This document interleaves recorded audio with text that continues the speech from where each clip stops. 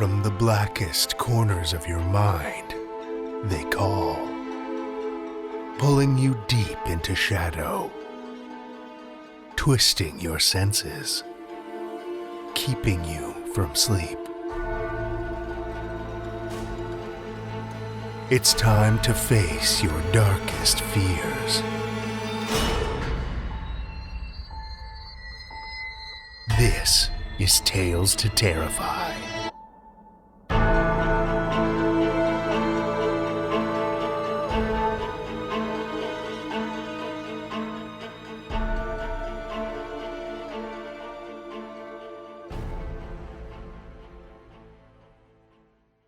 Good evening, children of the night, and welcome. The Pennsylvania highway we're traveling this week is a little more treacherous than most, but not for the reasons you're probably used to on this show. There aren't any ghostly hitchhikers, no ravenous beasts, malevolent spirits, or alien abduction points. The earth beneath our wheels holds enough danger of its own. Coming up the highway, it's not immediately apparent where the town limits are. The name has been removed from virtually all signage in the area, including on the nearby municipal building. Other than a small scattering of houses left along the roadside, you'd almost never know that, as recently as the 80s, the town was home to over 1,000 people. But the second you roll down the window or step out of the car, a pungent scent hits your nostrils. A scent not unlike what you imagine fire and brimstone would smell like. The scent of hellfire. The kind of scent you can't help but associate with the end of days. And unless your senses are playing tricks on you, you can't shake the feeling there's something seriously wrong with the town of Centralia, Pennsylvania. Up until the early 1960s, Centralia was a successful mining town. With an abundant seam of coal running deep beneath the streets, there was plenty of work to keep the residents busy and well-fed. But that all changed in 1962, when a small fire started in a trash dump on the edge of town. No big deal, right? Fire was a pretty reasonable way to get rid of garbage, at least in those days.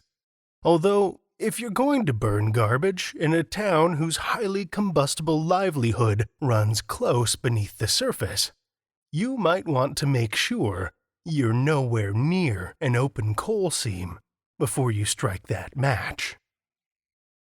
The fire spread from the garbage heap to the small open seam to a larger, richer seam underground. Once the coal lit, it quickly turned from a small problem into a cataclysmic event for the people of the small town. With blazing fires raging day and night, growing stronger and wider as it spread, the very earth beneath the town became deadly unpredictable. Yawning fissures and sinkholes would open up with little warning, spewing sparks, steam and ash into the sky, and glowing with hellish flickering reds and oranges.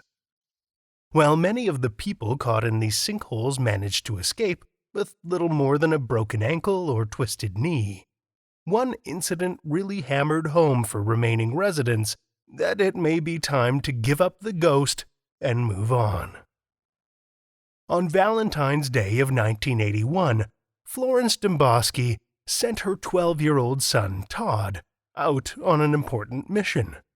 There were strangers about town, official-looking men in suits, and she wanted to see if he could figure out who they were and what they wanted.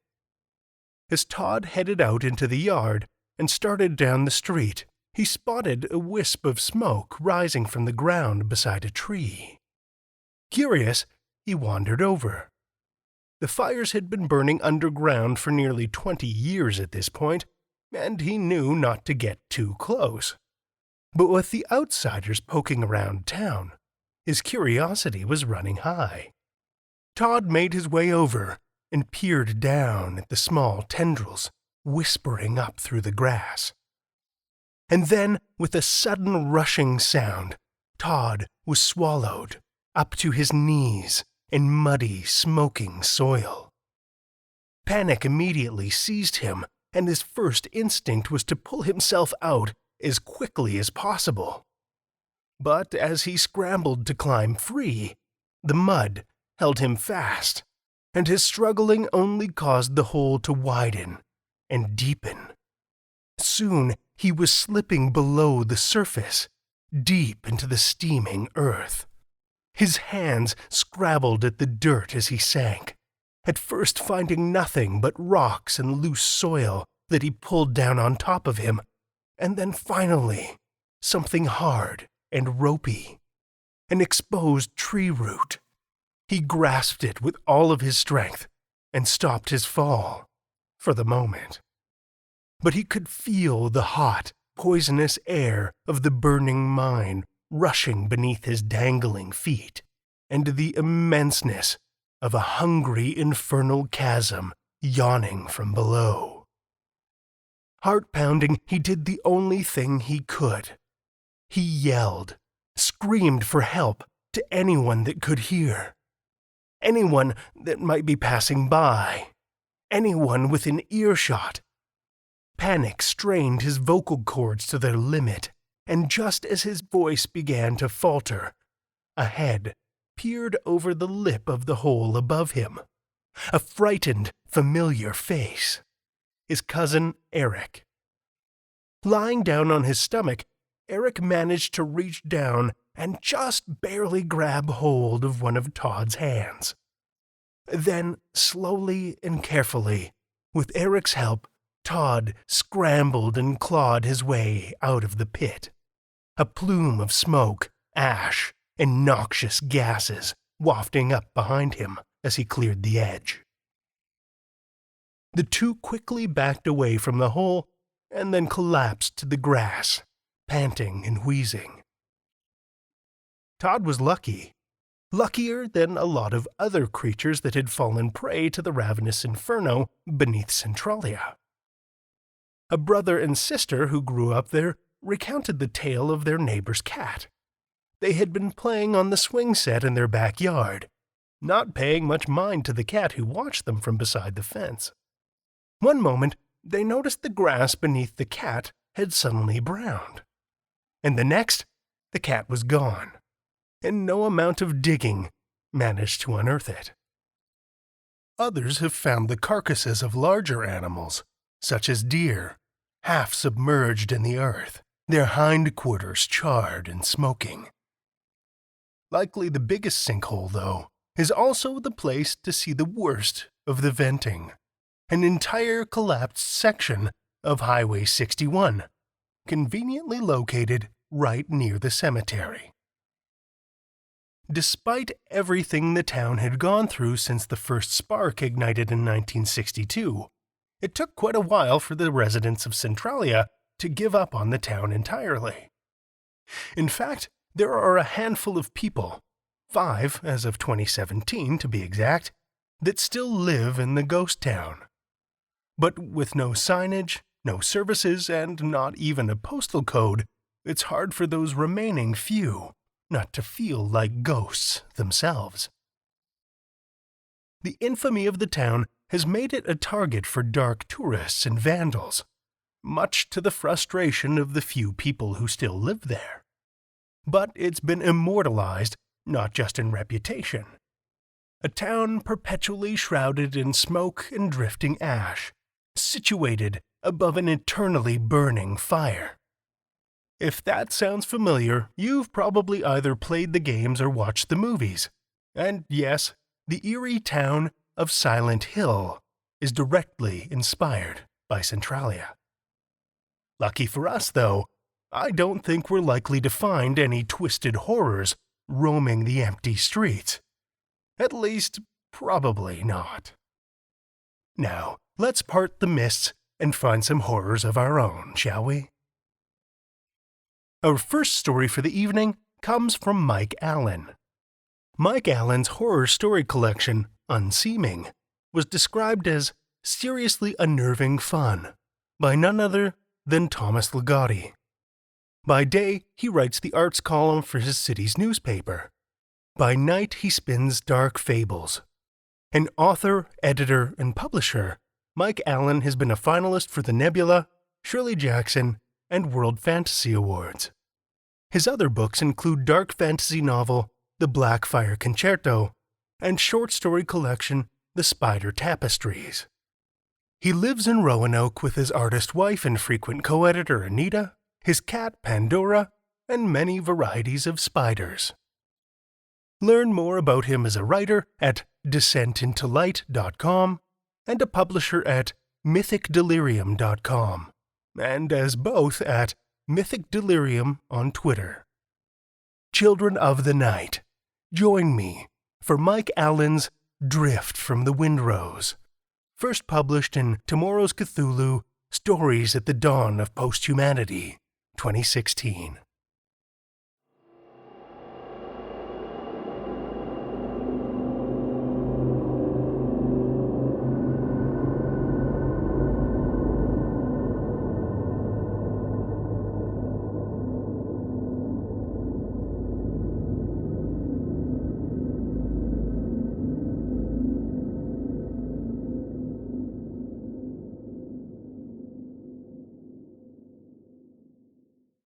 Eden, I'm not a writer.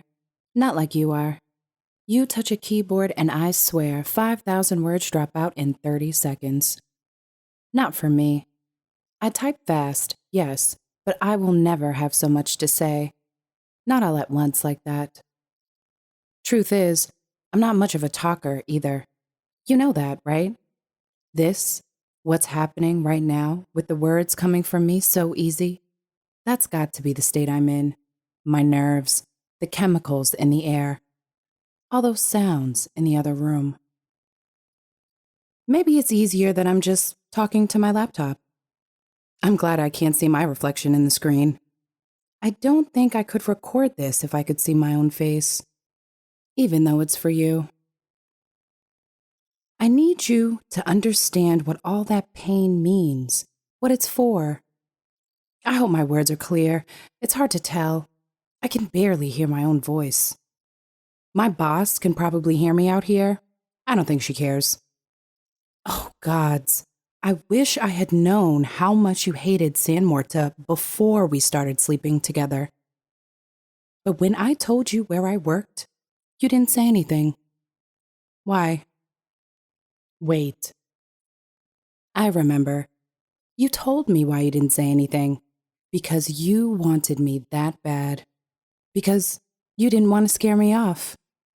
But you know, I don't think you could have. Your purple hair didn't scare me. Your tattoos, the gauges stretching your earlobes, your nipple rings, none of that scared me. Fuck, even the thought of what my dad was going to say didn't scare me. The bastard had a hard enough time accepting me as a scientist. He wanted me married off to a doctor back home. 7 steps of wedding vows around a fire, jewelry through my nose, the whole traditional shebang. What he said to me when I confessed I loved a woman, I never told you, did I?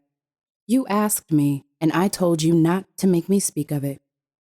You were so respectful of my wishes. Is that why you never talked to me about my job?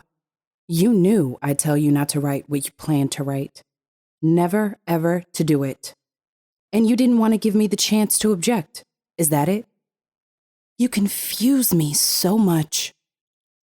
But I love that about you. Even now, I hope that doesn't change. I hope you come out of this with some of that wilderness left inside. Brady here at work told me. He showed me your blog. The entry about what San Morta does to farmers. I know all about that, you know. I don't like it either. I don't even care that they can hear me say it right now. I know why people think it's unfair. Those farmers don't have much money and San Morta has billions. What harm could this company possibly suffer if someone saves a few seeds? But that's not the point you made, is it, in that blog entry? Brady told me he found what you wrote because that super popular activist site linked to it. Spread it everywhere.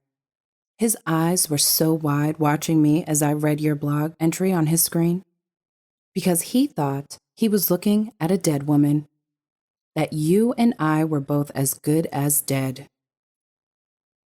You're not the first to claim my employer deliberately tampers with crops and uses aggressive legal tactics to sweep it under the rug.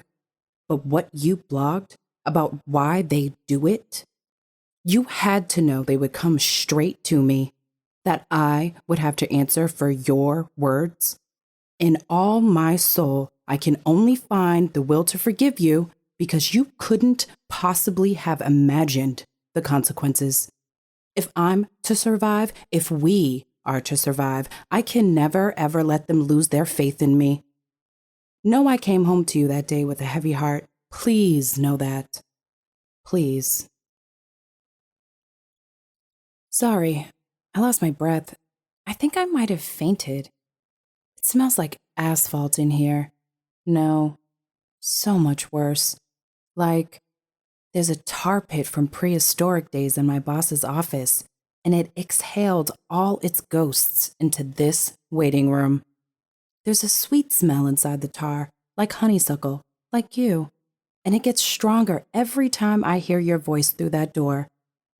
But if I try to inhale you, the tar will kill me. 100% tar, just like the old cigarette ads never said. And I'll barf my lungs out, and then they'll grow legs and crawl away. I'm sorry, Eden. I don't even remember what I just said. I'm fighting to keep these words sane. But I remember when I got home and confronted you with that printout, and you just said, "Yeah, I tried to get you fired," like it was nothing. It would have taken me 1,000 hours of screwing up my courage to admit something like that, but you just blurted it out. My dad beat me for blurting things out. Your dad did too, didn't he? You told me that, and that wasn't even the worst he did. So how did we grow up to be so different? Concentrate, Amisha. Keep your focus. Eden, this is so hard. To fight the drugs we're breathing. To finally speak my secret aloud. It's like, I see you in front of me now. Me saying, "What were you thinking? I almost lost my job." And your blue eyes went steely, and you said, "That would be a good thing. I think they've brainwashed you, Amisha." And as I sat there in shock, you snuggled against me on the love seat like you wanted a kiss. And you started talking about the lateral gene transmission like I didn't know. I was too stunned by what you had done to say anything else. I just let you go on. And much of what you said, I've heard before. That with genetically modified food, the body doesn't recognize when it's ingested something unnatural. That the body gets fooled into replicating unwanted genes.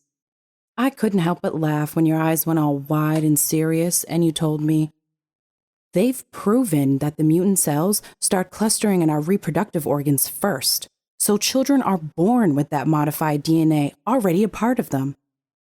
I know, I shouldn't have laughed. It wasn't for the reasons you thought. I was laughing because you couldn't possibly have known how close you'd come to describing what's really going on without actually understanding one fucking bit of it. And then you yelled at me about how San Morta gets away with it because they have plants, human plants, inside every level and branch of government.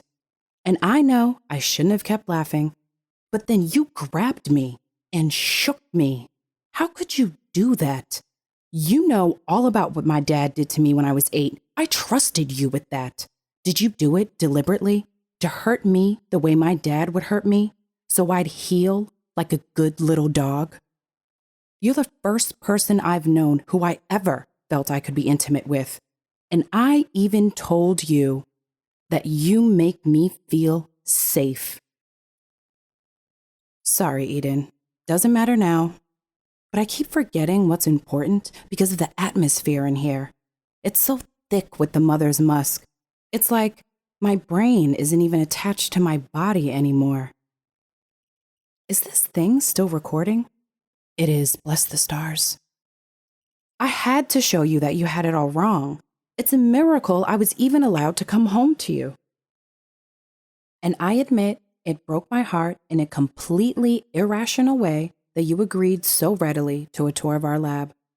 I knew then and there that you had to be plotting something that you tried to hide from me.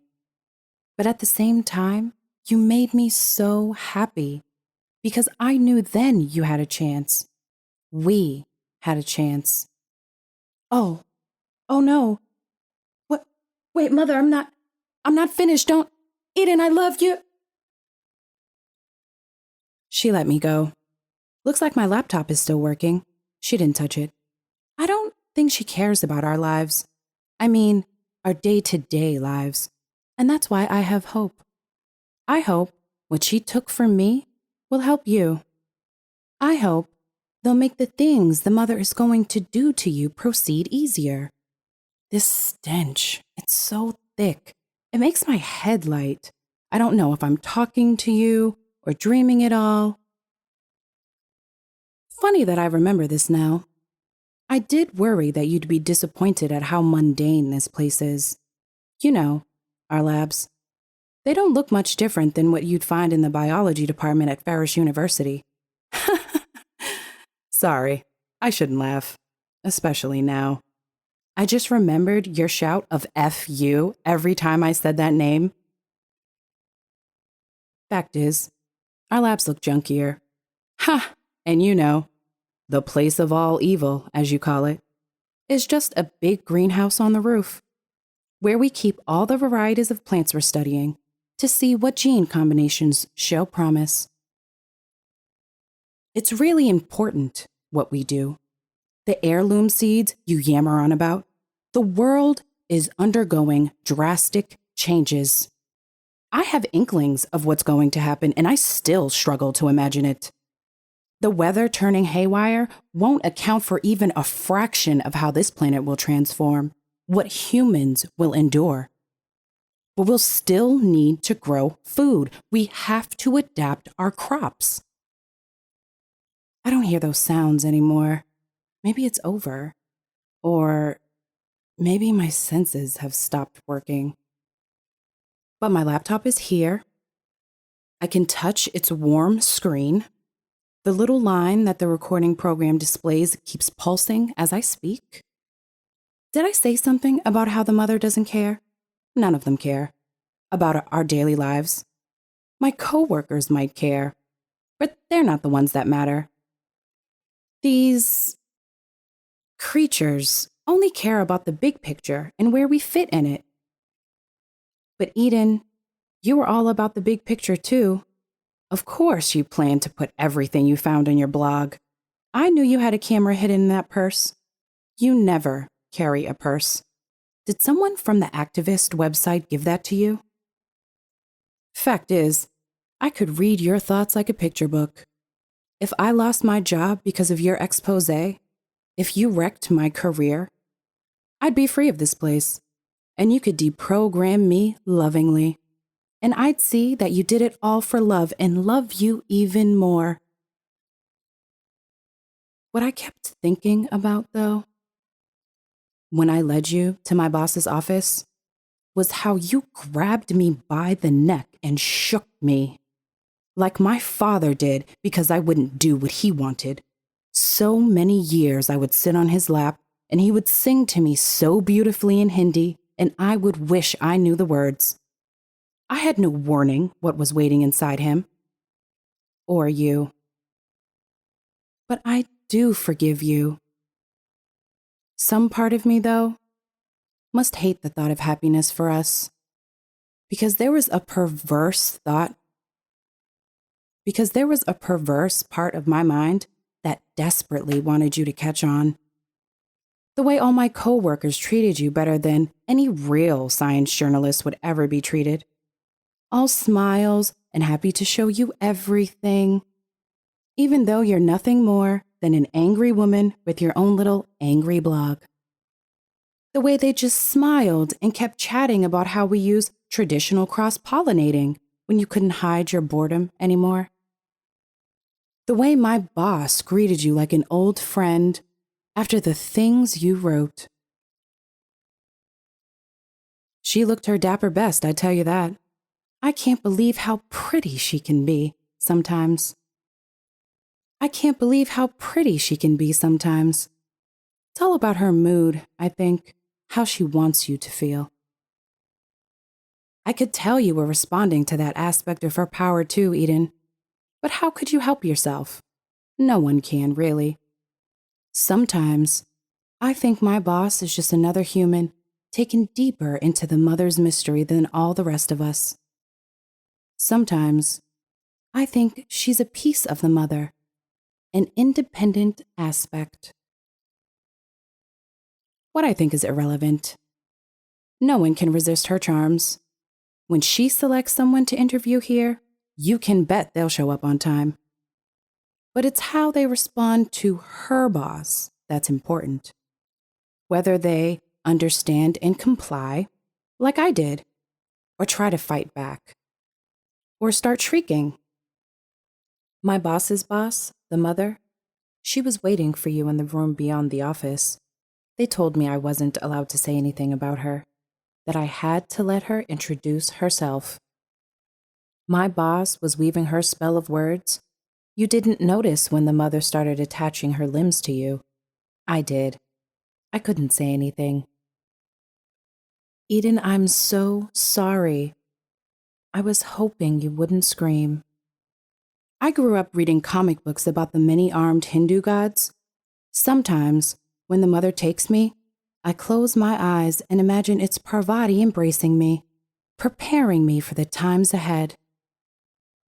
The mother lets me think this, I think. Even sometimes makes it real for me. She wants me to be willing. I don't know what she does for the others. We don't dare talk about that.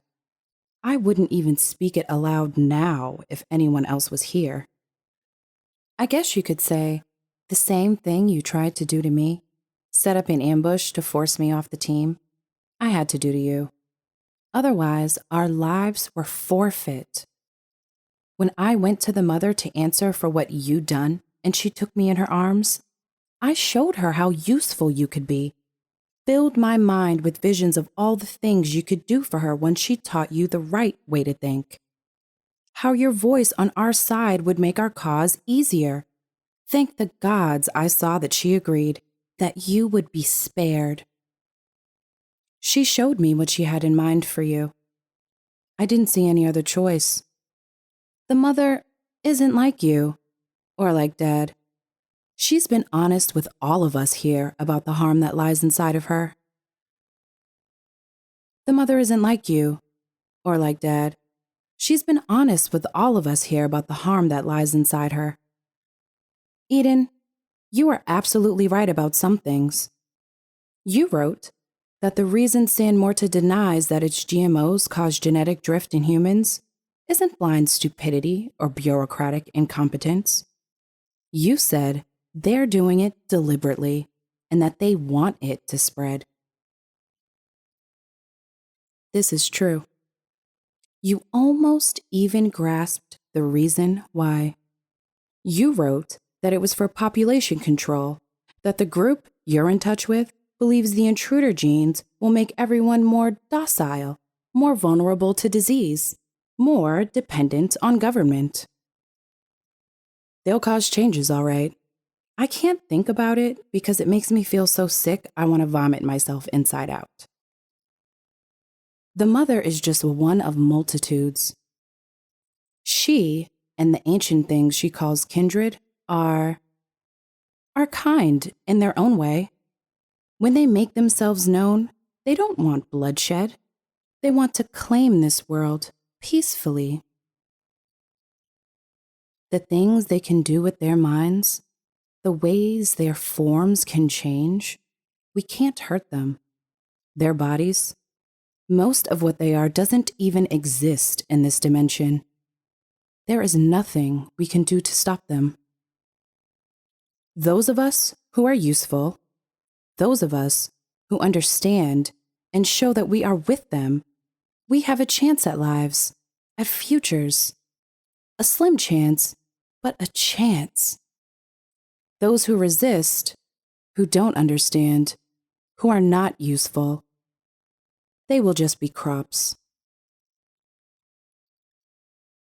There are some, like your father, like my father, who deserve that and worse. But I want you.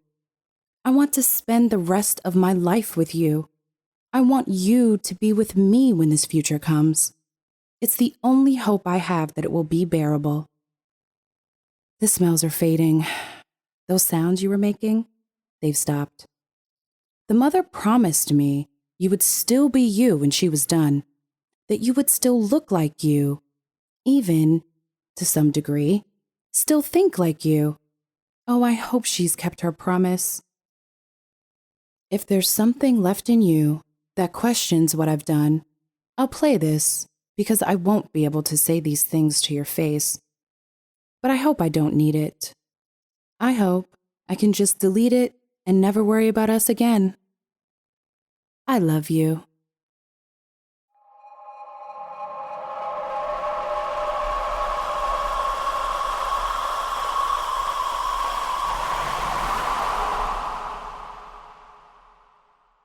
That was Mike Allen's Drift from the Windrows, as read by Jenn Lloyd.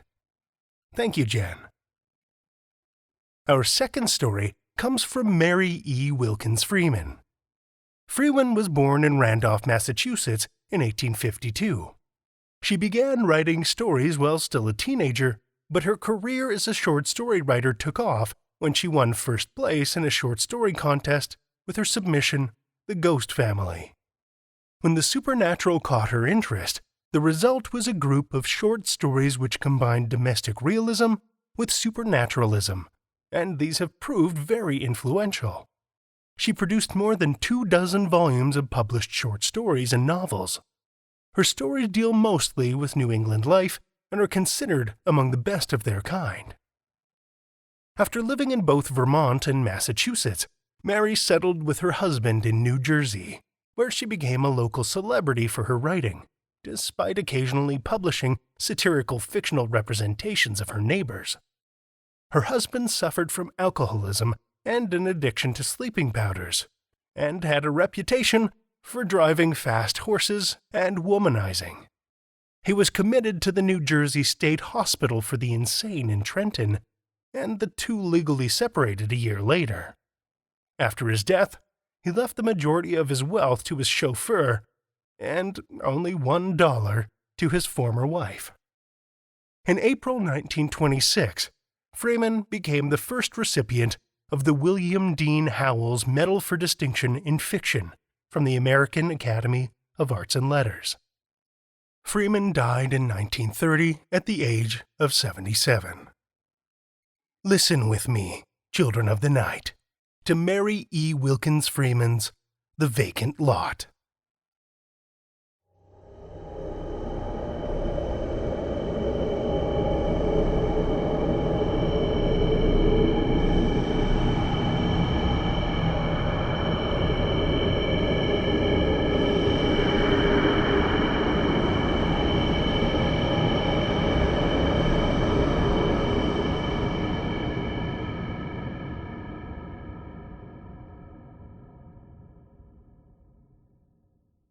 When it became generally known in Townsend Center that the Townsends were going to move to the city, there was great excitement and dismay.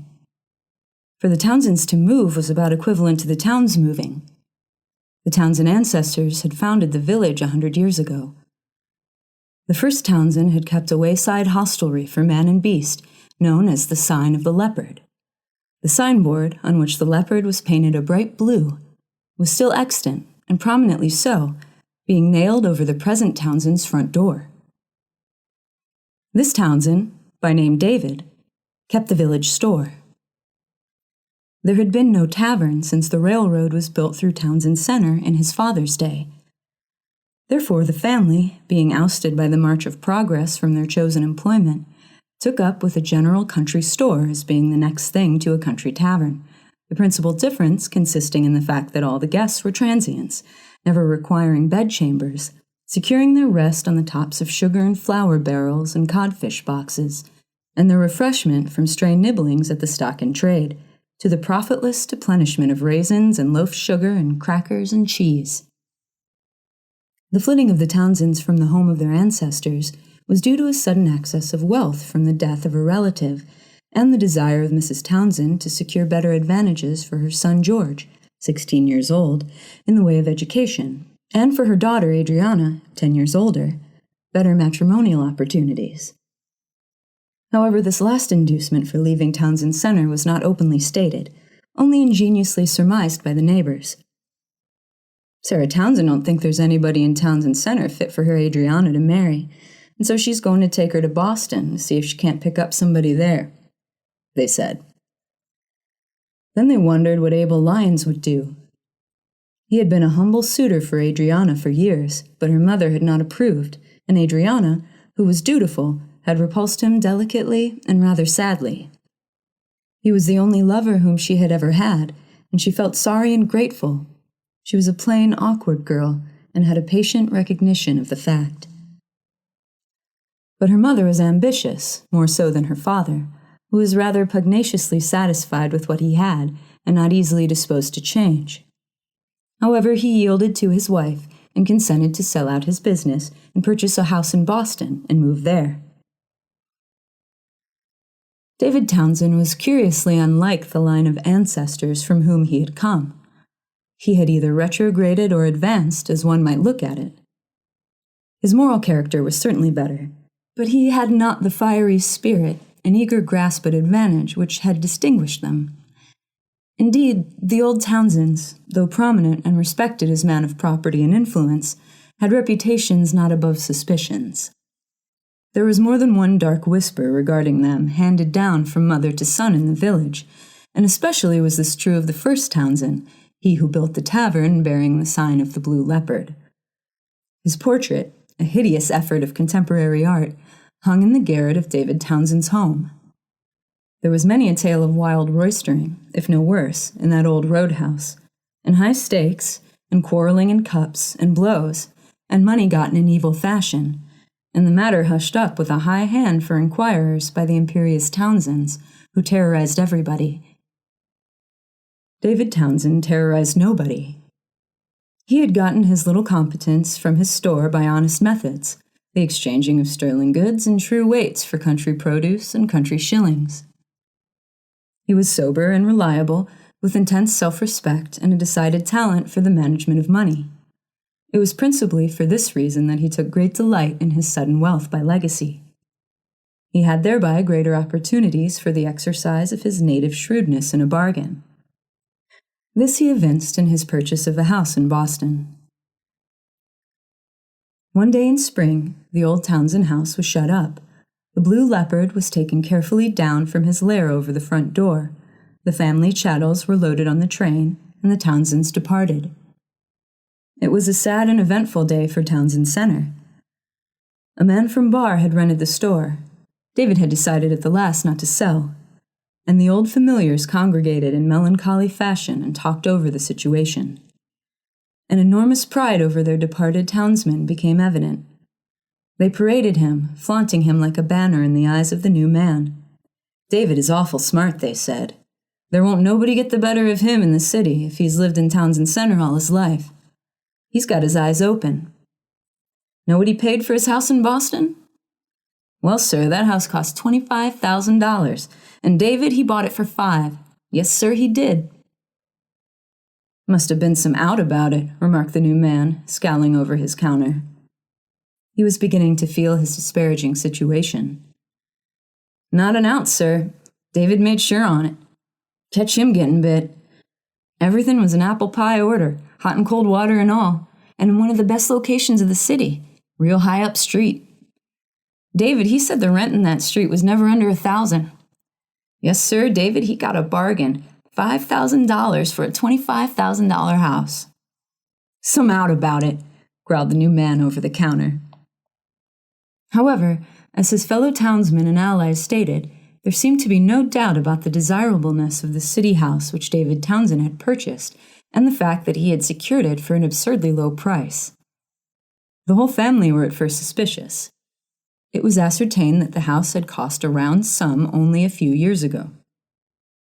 It was in perfect repair. Nothing whatever was amiss with plumbing, furnace, anything. There was not even a soap factory within smelling distance, as Mrs. Townsend had vaguely surmised. She was sure that she had heard of houses being undesirable for such reasons, but there was no soap factory. They all sniffed and peeked. When the first rainfall came, they looked at the ceiling, confidently expecting to see dark spots where the leaks had commenced, but there were none. They were forced to confess that their suspicions were allayed, that the house was perfect, even overshadowed with the mystery of a lower price than it was worth. That, however, was an additional perfection in the opinion of the Townsends, who had their share of New England thrift. They had lived just 1 month in their new house, and were happy, although at times somewhat lonely from missing the society of Townsend Center, when the trouble began. The Townsends, although they lived in a fine house in a genteel, almost fashionable part of the city, were true to their antecedents and kept, as they had been accustomed, only one maid. She was the daughter of a farmer on the outskirts of their native village, was middle-aged, and had lived with them for the last 10 years. One pleasant Monday morning, she rose early and did the family washing before breakfast, which had been prepared by Mrs. Townsend and Adriana, as was their habit on washing days. The family were seated at the breakfast table in their basement dining room, and this maid, whose name was Cordelia, was hanging out the clothes in the vacant lot. This vacant lot seemed a valuable one, being on a corner. It was rather singular that it had not been built upon. The Townsends had wondered at it and agreed that they would have preferred their own house to be there. They had, however, utilized it as far as possible with their innocent rural disregard of property rights in unoccupied land. "We might just as well hang out our washing in that vacant lot," Mrs. Townsend had told Cordelia the first Monday of their stay in the house. "Our little yard ain't half big enough for all our clothes, and it is sunnier there, too." So Cordelia had hung out the wash there for 4 Mondays, and this was the 5th. The breakfast was about half finished. They had reached the buckwheat cakes, when this maid came rushing into the dining room and stood regarding them, speechless, with a countenance indicative of the utmost horror. She was deadly pale. Her hands, sodden with soap suds, hung twitching at her sides in the folds of her calico gown. Her very hair, which was light and sparse, seemed to bristle with fear. All the Townsends turned and looked at her. David and George rose with a half-defined idea of burglars. "Cordelia Battles, what is the matter?" cried Mrs. Townsend. Adriana gasped for breath and turned as white as the maid. "What is the matter?" repeated Mrs. Townsend, but the maid was unable to speak. Mrs. Townsend, who could be peremptory, sprang up, ran to the frightened woman, and shook her violently. "Cordelia Battles, you speak," said she, "and not stand there staring that way as if you were struck dumb. What is the matter with you?" Then Cordelia spoke in a fainting voice. "There's somebody else hanging out clothes in the vacant lot," she gasped, and clutched at a chair for support. "Who?" cried Mrs. Townsend, rousing to indignation, for already she had assumed a proprietorship in the vacant lot. "Is it the folks in the next house? I'd like to know what right they have. We are next to that vacant lot." I don't know who it is," gasped Cordelia. "Why, we've seen that girl next door go to Mass every morning," said Mrs. Townsend. "She's got a fiery red head. Seems as if you might know her by this time, Cordelia." "It ain't that girl," gasped Cordelia. Then she added in a horror-stricken voice, "I couldn't see who it was." They all stared. "Why couldn't you see?" demanded her mistress. "Are you struck blind?" "No, ma'am." "Then why couldn't you see?"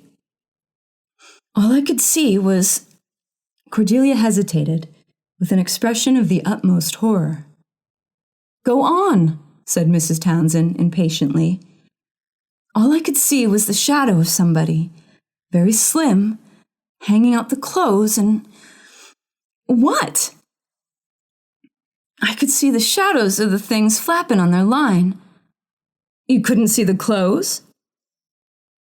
Only the shadow on the ground. What kind of clothes were they? Queer, replied Cordelia with a shudder. If I didn't know you so well, I should think you had been drinking, said Mrs. Townsend. Now, Cordelia Battles, I am going out in that vacant lot and see myself what you're talking about. I can't go, gasped the woman. With that, Mrs. Townsend and all the others, except Adriana, who remained to tremble with the maid, sallied forth into the vacant lot. They had to go out the area gate into the street to reach it. It was nothing unusual in the way of vacant lots. One large poplar tree, the relic of the old forest which had once flourished there, twinkled in one corner. For the rest, it was overgrown with coarse weeds and a few dusty flowers. The Townsends stood just inside the rude board fence which divided the lot from the street and stared with wonder and horror, for Cordelia had told the truth.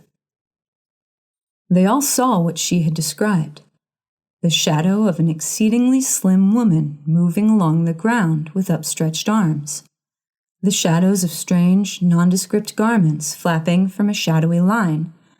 But when they looked up for the substance of the shadows, nothing was to be seen except the clear, blue October air. My goodness, gasped Mrs. Townsend. Her face assumed a strange gathering of wrath in the midst of her terror. Suddenly she made a determined move forward, although her husband strove to hold her back. You let me be, said she. She moved forward. Then she recoiled and gave a loud shriek. The wet sheet flapped in my face, she cried. Take me away! Take me away! Then she fainted. Between them, they got her back to the house. It was awful, she moaned when she came to herself with the family all around her where she lay on the dining room floor. Oh, David, what do you suppose it is? Nothing at all, replied David Townsend stoutly. He was remarkable for courage and staunch belief in actualities. He was now denying to himself that he had seen anything unusual. Oh, there was, moaned his wife. I saw something, said George in a sullen, boyish bass. The maid sobbed convulsively, and so did Adriana for sympathy. We won't talk any about it, said David. Here, Jane, you drink this hot tea. It will do you good. And Cordelia, you hang up the clothes in her own yard. George, you go and put up the line for her. The line is out there, said George with a jerk of his shoulder. Are you afraid? No, I ain't, replied the boy resentfully, and went out with a pale face. After that, Cordelia hung the Townsend wash in the yard of their own house, standing always with her back to the vacant lot. As for David Townsend, he spent a good deal of his time in the lot watching the shadows, but he came to no explanation, although he strove to satisfy himself with many. I guess the shadows come from the smoke from our chimneys, or else the poplar tree, he said. Why do the shadows come on Monday mornings and no other? Demanded his wife. David was silent. Very soon new mysteries arose. One day Cordelia rang the dinner bell at their usual dinner hour, the same as in Townsend Center, high noon, and the family assembled. With amazement, Adriana looked at the dishes on the table. Why, that's queer, she said. What's queer? Asked her mother. Cordelia stopped short as she was about setting a tumbler of water beside a plate, and the water slopped over. Why, said Adriana, her face paling, I thought there was boiled dinner. I smelt cabbage cooking. I knew there would something else come up, gasped Cordelia, leaning hard on the back of Adriana's chair. What do you mean? Asked Mrs. Townsend sharply, but her own face began to assume the shocked pallor which it was so easy nowadays for all their faces to assume at the merest suggestion of anything out of the common. I smelt cabbage cooking all the morning up in my room, Adriana said faintly. And here's codfish and potatoes for dinner. The Townsends all looked at one another. David rose with an exclamation and rushed out of the room. The others waited tremblingly. When he came back, his face was lowering. "What did you—" Mrs. Townsend asked hesitantly. "There's some smell of cabbage out there," he admitted reluctantly. Then he looked at her with a challenge. "It comes from the next house," he said. "Blows over our house." "Our house is higher." "I don't care. You can never account for such things." "Cordelia," said Mrs. Townsend, "you go over to the next house and you ask if they've got cabbage for dinner." Cordelia switched out of the room, her mouth set hard. She came back promptly.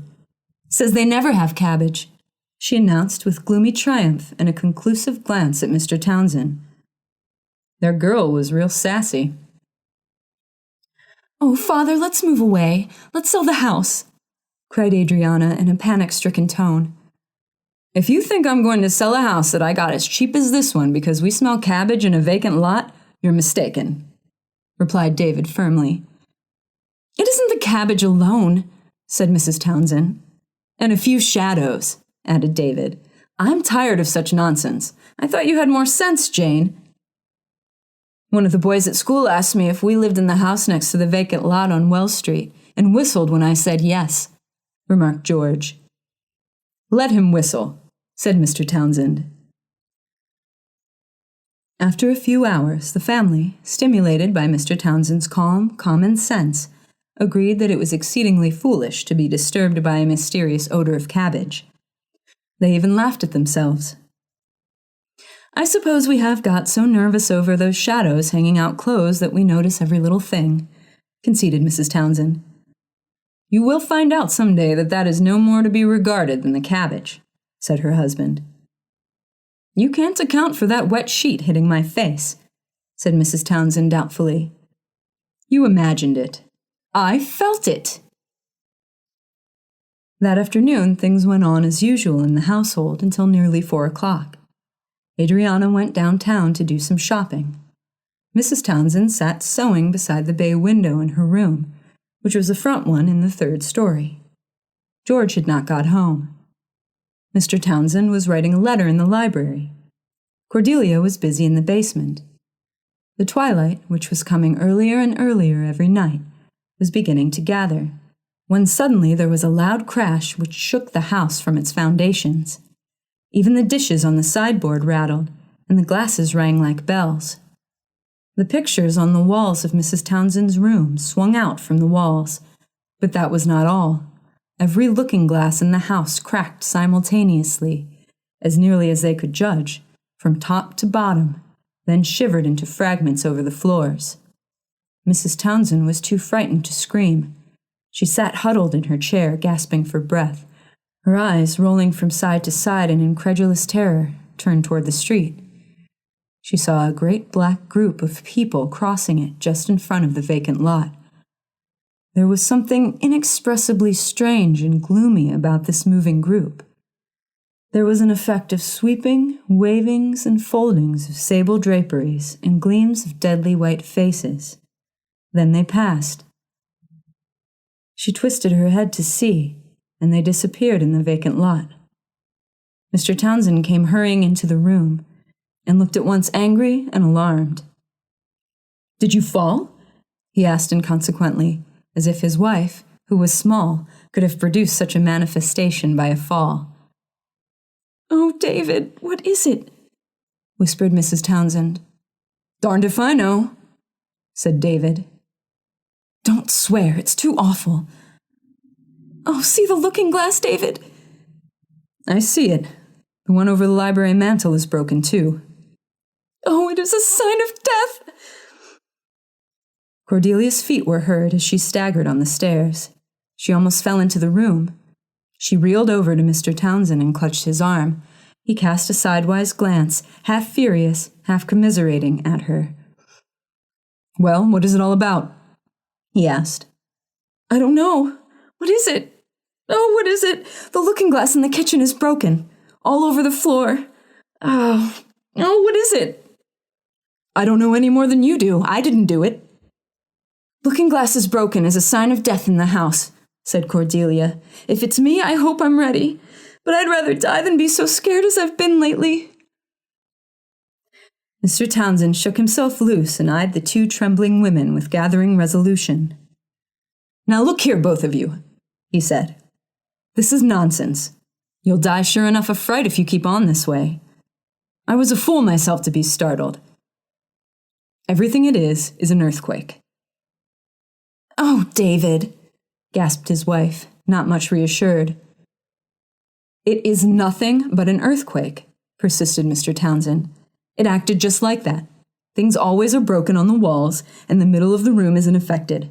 I've read about it." Suddenly Mrs. Townsend gave a loud shriek and pointed. "How do you account for that?" she cried, "if it's an earthquake?"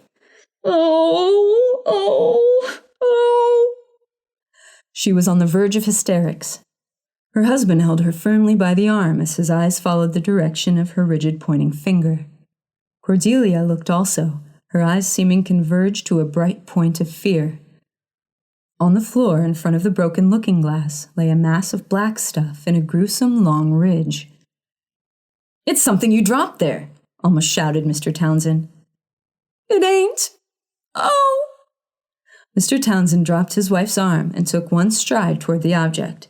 It was a very long crepe veil. He lifted it, and it floated out from his arm as if imbued with electricity. "It's yours," he said to his wife. "Oh, David, I never had one." You know I shouldn't, unless you died. How came it there?" "I'm darned if I know," said David, regarding it. He was deadly pale, but still resentful rather than afraid. "Don't hold it! Don't—" "I'd like to know what in thunder all this means," said David. He gave the thing an angry toss, and it fell on the floor in exactly the same long heap as before. Cordelia began to weep with racking sobs. Mrs. Townsend reached out and caught her husband's hand, clutching it hard with ice-cold fingers. "What's got into this house, anyhow?" he growled. "You'll have to sell it. Oh, David, we can't live here." "As for my selling a house I paid only $5,000 for when it's worth $25, for any such nonsense as this, I won't."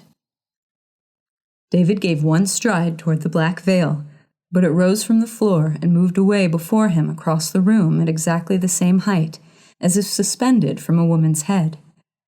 He pursued it, clutching vainly all around the room. Then he swung himself on his heel with an exclamation, and the thing fell to the floor again in a long heap. Then were heard hurrying feet on the stairs, and Adriana burst into the room. She ran straight to her father and clutched his arm. She tried to speak, but she chattered unintelligibly. Her face was blue. Her father shook her violently. "Adriana, do have more sense," he cried. "Oh, David, how can you talk so?" sobbed her mother. "I can't help it, I'm mad," he said with emphasis. "What has got into this house and you all anyhow?" "What is it, Adriana, poor child?" asked her mother. "Only look what has happened here." "It's an earthquake," said her father staunchly. "Nothing to be afraid of." "How do you account for that?" said Mrs. Townsend in an awful voice, pointing to the veil. Adriana did not look. She was too engrossed with her own terrors. She began to speak in a breathless voice. "I was coming by the vacant lot," she panted. "And I had my new hat in a paper bag and a parcel of blue ribbon, and I saw a crowd, an awful, a whole crowd of people with white faces as if they were dressed all in black." "Where are they now?" "I don't know." Adriana sank, gasping feebly, into a chair. "Get her some water, David," sobbed her mother. David rushed with an impatient exclamation out of the room and returned with a glass of water which he held to his daughter's lips. "Here, drink this," he said roughly. "Oh, David, how can you speak so?" sobbed his wife. "I can't help it. I'm mad clean through," said David. Then there was a hard bound upstairs, and George entered. He was very white, but he grinned at them with an appearance of unconcern. "Hello," he said in a shaking voice, which he tried to control. "What on earth's to pay in that vacant lot now?" "Well, what is it?" demanded his father. "Oh, nothing, only... Well, there are lights over it, exactly as if there was a house there, just about where the windows would be. It looked as if you could walk right in, but when you look close, there are those old dried-up weeds rattling away on the ground the same as ever. I looked at it and couldn't believe my eyes. A woman saw it, too. She came along just as I did. She gave one look, then screeched and ran. I waited for someone else, but nobody came." Mr. Townsend rushed out of the room. "I dare say it'll be gone when he gets there," began George. Then he stared round the room. "What's to pay here?" he cried. "Oh, George, the whole house shook all at once, and all the looking-glasses broke," wailed his mother, and Adriana and Cordelia joined. George whistled with pale lips. Then Mr. Townsend entered. "Well?" asked George. "See anything?" "I don't want to talk," said his father. "I've stood just about enough." "We've got to sell out and go back to Townsend Center," cried his wife in a wild voice. "Oh, David, say you'll go back." "I won't go back for any such nonsense as this, and sell a $25,000 house for $5,000, said he firmly. But that very night his resolution was shaken. The whole family watched together in the dining room. They were all afraid to go to bed. That is, all except possibly Mr. Townsend. Mrs. Townsend declared firmly that she for one would leave that awful house and go back to Townsend Center whether he came or not, unless they all stayed together and watched, and Mr. Townsend yielded. They chose the dining room for the reason that it was nearer the street should they wish to make their egress hurriedly, and they took up their station around the dining table on which Cordelia had placed a luncheon. "It looks exactly as if we were watching with a corpse," she said in a horror-stricken whisper. "Hold your tongue if you can't talk sense," said Mr. Townsend. The dining room was very large, finished in oak, with a dark blue paper above the wainscoting. The old sign of the tavern, the Blue Leopard, hung over the mantel shelf. Mr. Townsend had insisted on hanging it there. He had a curious pride in it. The family sat together until after midnight, and nothing unusual happened. Mrs. Townsend began to nod. Mr. Townsend read the paper ostentatiously. Adriana and Cordelia stared with roving eyes about the room, then at each other as if comparing notes on terror. George had a book, which he studied furtively. All at once Adriana gave a startled exclamation, and Cordelia echoed her. George whistled faintly. Mrs. Townsend awoke with a start, and Mr. Townsend's paper rattled to the floor. "Look!" gasped Adriana. The sign of the Blue Leopard over the shelf glowed as if a lantern hung over it. The radiance was thrown from above. It grew brighter and brighter as they watched. The Blue Leopard seemed to crouch and spring with life. Then the door into the front hall opened, the outer door, which had been carefully locked. It squeaked, and they all recognized it. They sat staring. Mr. Townsend was as transfixed as the rest. They heard the outer door shut. Then the door into the room swung open. And slowly that awful black group of people which they had seen in the afternoon entered. The Townsends, with one accord, rose and huddled together in a far corner. They all held to each other and stared. The people, their faces gleaming with the whiteness of death, their black robes waving and folding, crossed the room. They were a trifle above mortal height, or seemed so to the terrified eyes which saw them. They reached the mantel shelf where the signboard hung. Then a black-draped long arm was seen to rise and make a motion, as if plying a knocker. Then the whole company passed out of sight, as if through the wall, and the room was as before. Mrs. Townsend was shaking in a nervous chill. Adriana was almost fainting. Cordelia was in hysterics. David Townsend stood glaring in a curious way at the sign of the blue leopard. George stared at him with a look of horror. There was something in his father's face which made him forget everything else. At last he touched his arm timidly. "Father," he whispered. David turned and regarded him with a look of rage and fury. Then his face cleared. He passed his hand over his forehead. "Good Lord, what did come to me?" he muttered. "You looked like that awful picture of Tom Townsend in the garret at Townsend Center, Father," whimpered the boy, shuddering. "Should think I might look like most any old cuss after such darned work as this," growled David, but his face was white. "Go and pour out some hot tea for your mother," he ordered the boy sharply. He himself shook Cordelia violently. "Stop such actions," he shouted in her ears, and shook her again. "Ain't you a church member?" he demanded. "What be you afraid of? You ain't done nothing wrong, have you?" Then Cordelia quoted scripture in a burst of sobs and laughter. "Behold, I was shapen in iniquity, and in sin did my mother conceive me," she cried out. "If I ain't done wrong, maybe them that's come before me did, and when the evil one and the powers of darkness is abroad, I'm liable. I'm liable." Then she laughed loud and long and shrill. "If you don't hush up," said David, but still with that white terror and horror on his own face, "I'll bundle you out in that vacant lot whether or no. I mean it." Then Cordelia was quiet, after one wild roll of her eyes at him. The color was returning to Adriana's cheeks. Her mother was drinking hot tea in spasmodic gulps. "It's after midnight," she gasped, "and I don't believe they'll come again tonight. Do you, David?"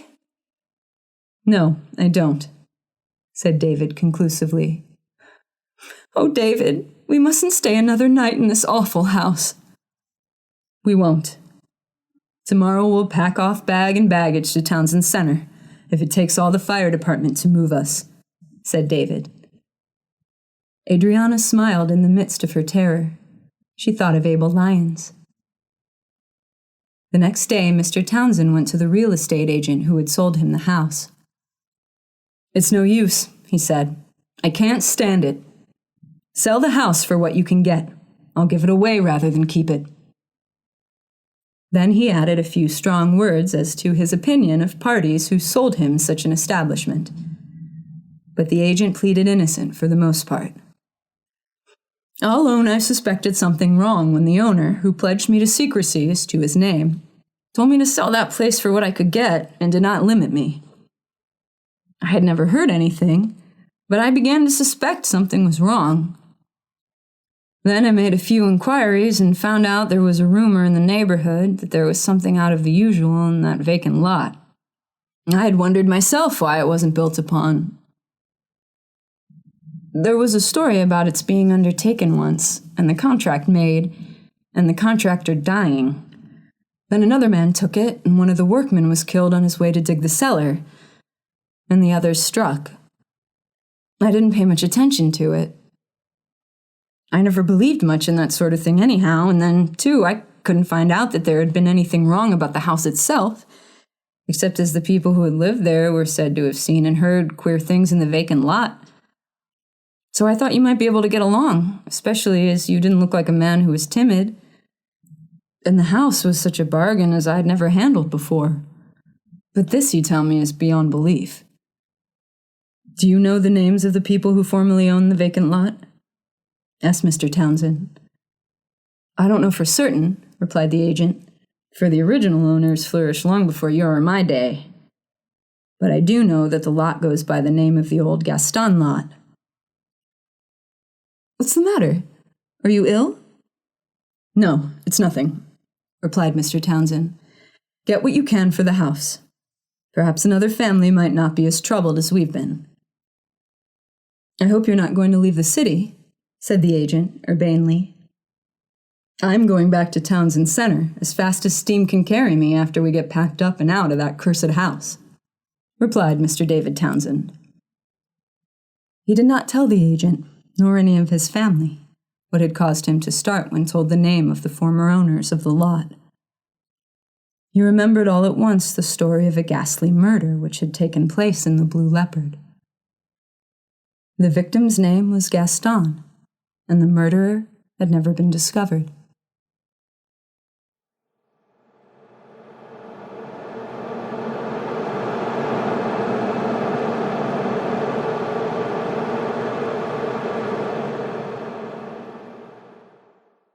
That was Mary E. Wilkins Freeman's The Vacant Lot, as read by Amy Paonessa.